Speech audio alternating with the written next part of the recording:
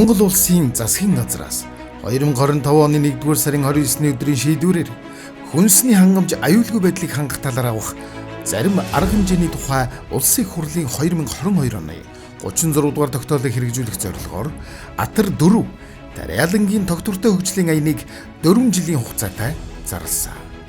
Энэхүү аяны зорилго нь тариалангийн дэвшилтэт технологиг нэвтрүүлж хөрс уур амьсгалын онцлог тохирсон шинэ улан ашиг таримлыг нутагшуулах, тэжээлийн өдрөлийг нэмэгдүүлэх замаар газар тариалан мал аж ахуйн төгс хослолыг бий болгож, төвийн бүсийг хөдөө аж ахуйн жижиг бүс болгон хөгжүүлэхэд чиглэж байна. Төвийн бүс нутагт эрчимдсэн мал аж ахуйг тэжээл үйлдвэртэй хослуулан хөгжүүлж, таримлын сэлгээнд буурцагт ургамлууд болон хүнс, тэжээл, тосны ашигт таримлыг оруулж, тэжээлийн таримлын дотоодын борлуулалтыг дэмжснээр таримл тэжээлийн 50%-ийг дотоодын үйлдвэрлэлээр хангах нөхцөл боломж бүрдэнэ гэж үзэж байна. Манай орны хувьд таримл тэжээл үйлдвэрлэлд хамгийн тохиромжтой арва, хошуу будаа, вандуй, критикал зэрэг таримлууд бөгөөд эдгээр ургамлын сорт сорилтын ажлыг явуулж Монгол орны хөрс цагуурын онцлог дасан зохицсон тогтвортой ариун ургац бүрдүүлэх, тэжээлийн таримлын шинэ сортыг шалгаруулж нутагшуулах, тэдгээрийн анхан шатны элит төрийг үржүүлж малчид тариаланчид, фермерүүдийг чанар сайтай, стандартын шаардлага хангасан үрээр хангах нь Атар 4 аяны шийдвэрлэх зорилтуудын нэг юм. Энэхүү зорилтын хүрээнд хүнс хөдөө аж ахуй, хөнгөн үйлдвэрийн яамны захиалгад сэлгээний таримлын сорт сорил, анхан шатны үр үржүүлэх грейд ажлыг дархан ул аймаг дахь урмал газар тариалангийн эрдэм шинжилгээний хүрээлэнгийн эрдэмтэн нарийн бичгийн дарга Атар сайхнаар удирдуулсан судлаач эрдэмтдийн баг гүйцэтгэлээ.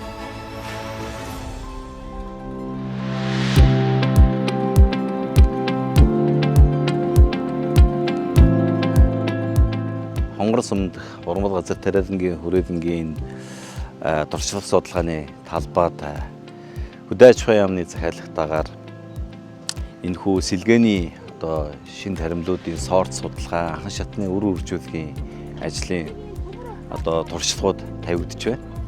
За энэхүү ажлын зорилго нь үндсэндээ бол манай цагуурын өөрчлөлтөнд сэлгээнд олон таримлуудыг оруулж ирэх, олон сэлгээт энэ тариаланг бол эрхлэх ийм шаардлага бол тулгарж байгаа. За өнөөдөр үйлдвэрлэлд уранш буудаа гэсэн энэ гол ийм сэлгээ явж байгаа. Бус цулгуун уранш яваад байгаа бол энэ цулгуун ураншийг бусад таримлаар буюу таримлуудын хоолтон дээр үндэслэж харилцан өөр олж байгаа энэ таримлуудыг буудаатай сэлгэх ийм судалгааны ажлын эхлэлийг ингээд тавиад явж байна. За энэхүү судалгаа нь өмнө нь бол манай хүрээлэн дээр хийгдсэн бол өнөөдөр үйлдвэрлэлд ихээр таригдж байгаа. За рабс, за арва, критикал, ванду, шарбуурцаг эндгээр таримлуудыг сэлгээнд оруулна. За мөн манай хүрээлэн дээр нутагшсан үйлдвэрлэлд ихээр тариалж байгаа ванду, за мөн дархан 144 сорт улаан буудаан сортуудын анхан шатны үр үржүүлэхийн ажлыг явуулж байгаагаараа энэ хөдөө аж ахуйн яамны захиалгын ажлын гол зорилго ач холбогдол байгаа.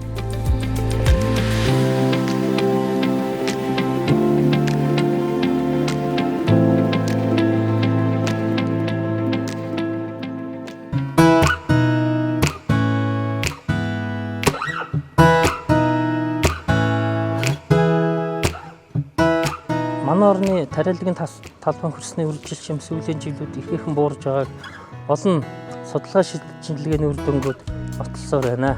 Тухайлбал манай урмал газар тариалангийн хүрээлэнгийн эрдэм шинжилгээний хүрээлэнд 2008-аас 2013 онд хийгдсэн 924.3 мянга талбайн шинжилгээний үр дүнгээр судалгааг хамарсан нийт талбайн 62.6% хөрсний нитрат азоттой, 37.7% хөдөлгөөнд фосфороор, 68.6% нь солилцог хааллын агуултаар бага байгаа нь тогтцолцсон. За иймээс хөрсний үржил шим ихээхэн алдагдaltaй байгаа учраас тоон хөрсний үржил шим нэмэгдүүлэх, сайжруулах шаардлага зүй ёсоор урган гарч байна.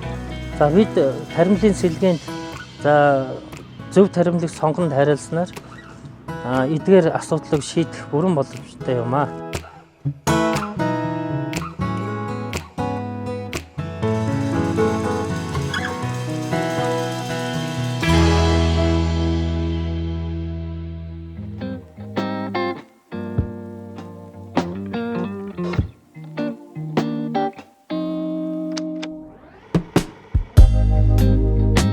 Одоо манай баригад дархан 144-ийн өр болон одоо вандуун баялаг сортын одоо өрийг үржүүлэх ажлыг одоо манай баригад одоо гүйцэтгэж байна. За энэ жилийн хувьд бол одоо цаг агарын нэлээд тааламжгүй нэлээд ганцаа жил байсан. Үндсэндээ бол 5-6 7 дугаар сарын нийт тунс бол олон жилийн дундчдын 6 дугаар сарын тунцтай одоо дүүцгэж тийм маш бага одоо чиг хортондос орсон одоо ганцаа юм жил одоо байж таарлаа.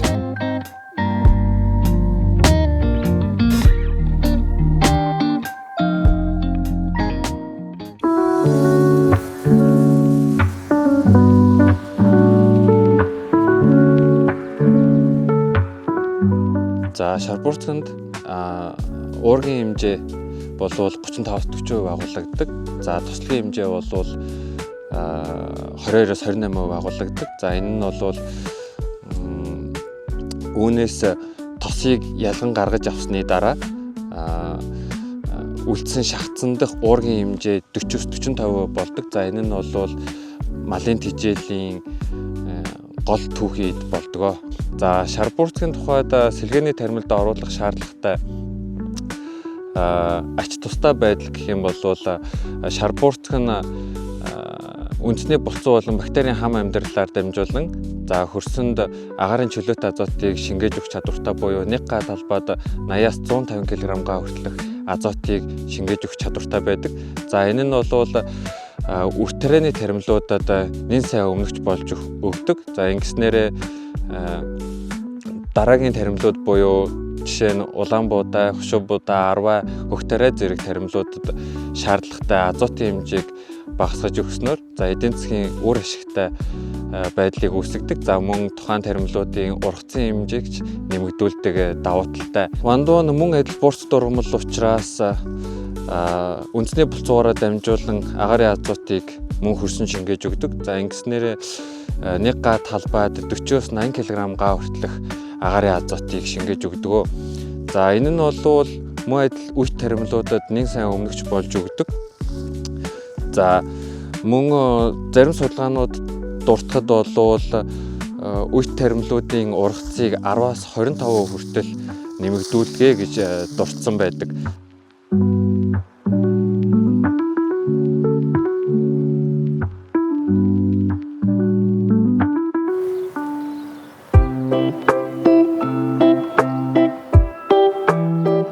Намайг Жавсанлам гэдэг. Би бол урмал газар тариалангийн хүрээлэнгийн үр тарианы селекцийн секторт эрдэм шинжилгээний ажилт хийдэг. Энд болохоор ер нь бол арваа вертикал гэсэн хоёр үр тарианы таримлыг одоо сэлгээнд тариалахад хэрхэн тайрч болох талаар болон ямар сортыг сонгох талаар одоо сонгох тохиромжтой вэ гэсэн үднээс энэ зөвхөн судалгааг бол тавигдсан. За манай орны нөхцөлд болохоор болон ирээдүйтэйгээр орсон вертикалын хишигт 15 анар гэсэн хоёр сортыг тариалсан байгаа.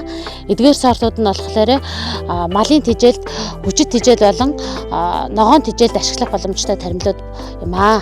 За 10 чиглэлээр болохоор манай Монгол оронд одоо эх орны анхны бүтээл тижээлийн чиглэлээр нутагшиж гаргасан шимт сорт Аача тэгээд Бенте гэсэн ийм 3 сортыг тариалсан байгаа.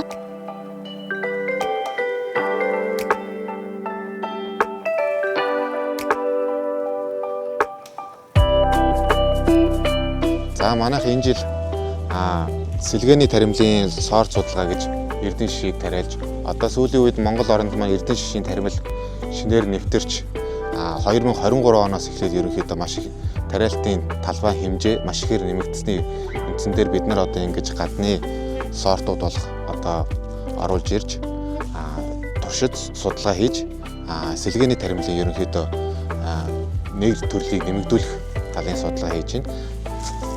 За Эрдэнэ шишийн таримл маань одоо манай Монгол оронд ерөнхийдөө бол сүүлийн үед орж ирэхдээ ерөнхийдөө бол тэжээлийн чиглэлээр түлхүү тариалагдж байна. Ялангуяа одоо Эрдэнэ шиш маань өөрөө шүүст тэжээл буюу хүчит даршинд маш ихээр тариалагддаг. За ерөнхийдөө нэг дунджаар бол нэг гаагаас ногоон масын ургац бол нэг 45-аас 70 центнер гаагийн 70 тонн гаагийн ургац өгдөг. За ерөнхийдөө ээжлэн тариалах системд ерөнхийдөө бол Эрдэнэ шишийг бол нэг уурцах таримлын дараа тариалж өөрөө Эрдэнэ шишийг тариасны дараагаар ерөнхийдөө Улаанбуудаа 10 зэрэг таримлуудыг тариалахад илүү тохиромжтой гэж үзсэн байдаг. За Эрдэнэ шишийн таримлыг бас сэлгээнд оруулах бас нэг чухал онцлог ерөнхийдөө бол ургацын хэмжээ маш өндөр. Түрүү хэлсэнчлэн одоо гаагаас 45-аас 70 тонн гаа одоо ногоон масын ургац авах ийм боломжтой.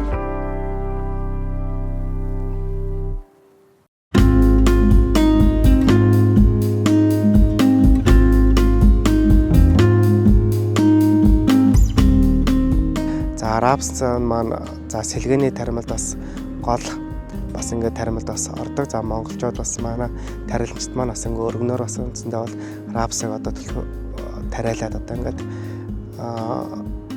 эдийн засгийн хувьд бас ингээд үр ашиг нь бас ингээд хүртээд явж байгаа. За рапсны хувьд гэх юм бол за сэлгээнд орлох юм бол за хөрсийг бас эрүүлж үлдэх бас юм гол юм онцлогтой.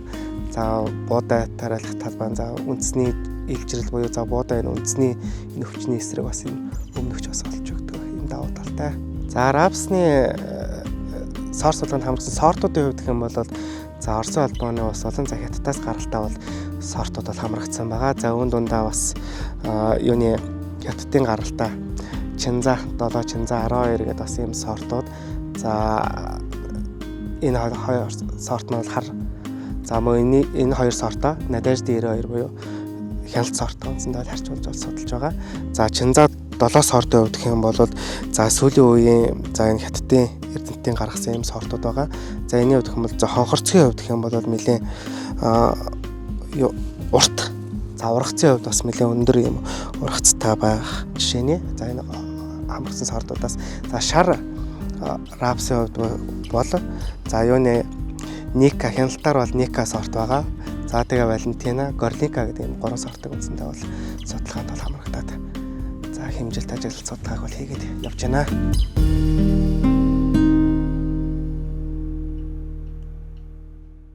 Ургамал газар тариалангийн хүрээлэн дээр өнөөдөр Хүнсүдэн аж ахуй хөнгөлөлтөрийн яамны захиалгат сэлгээний таримлуудын сорт судалгааны ажил 2025 онд гүйцэтгэлээ.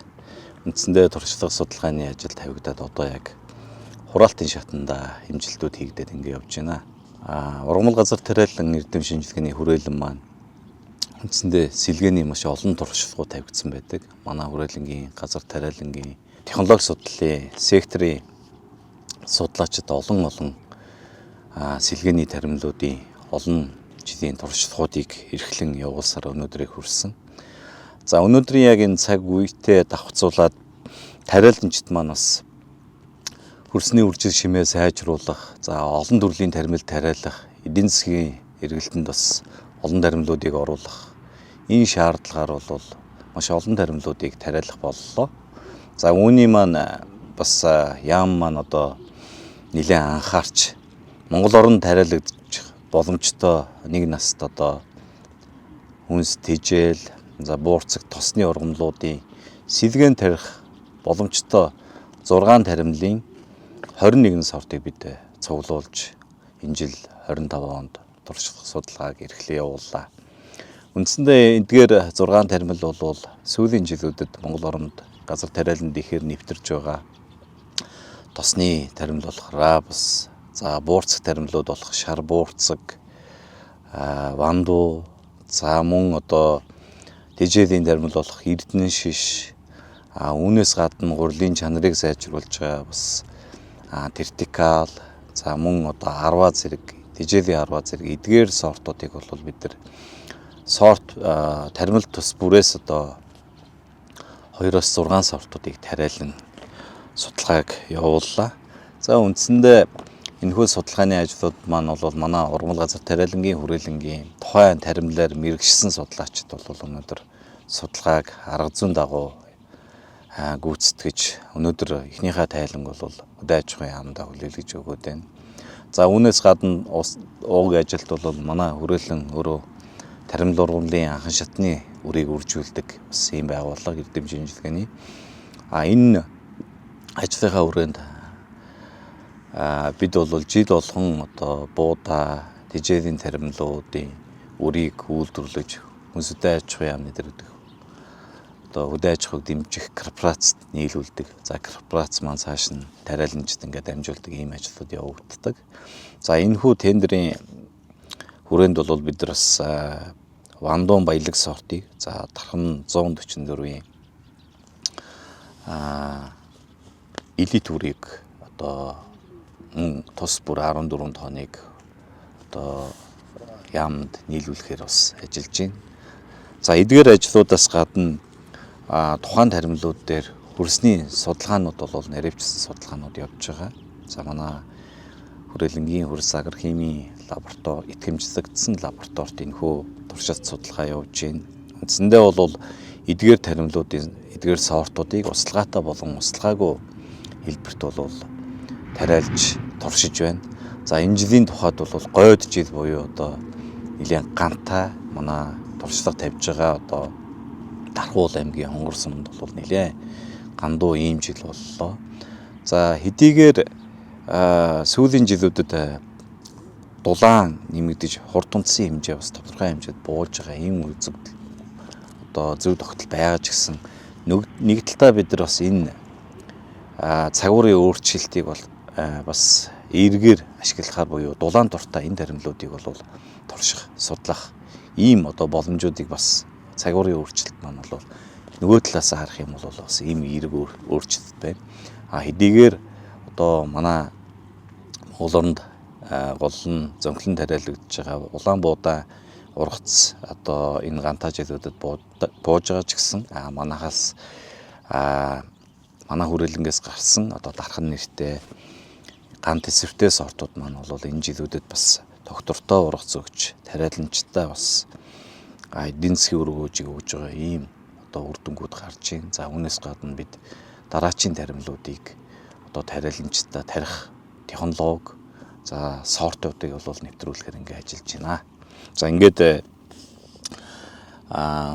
энэхүү судалгааны ажлыг гүйцэтгэхэд одоо дэмжлэг үзүүлж байгаа бодлоор дэмжиж байгаа хүнсүдэ аж ахуй хөнгө үйлдвэрлэлийн яамдаа бол талархаж байгаагаа илэрхийлье. Мөн одоо энэхүү судалгаанд одоо хамтран оролцож байгаа бүх судлаачтай баярлалаа гэж хэлье. Тэгээд судалгааны үр дүн үр өгөөжтэй байж тариаланчид маань энэхүү сортууд өргөн нэвтэрч технологиуд маань нэвтэрч өөр өгөөж өгнө гэдэгт бид нар итгэлтэй байна.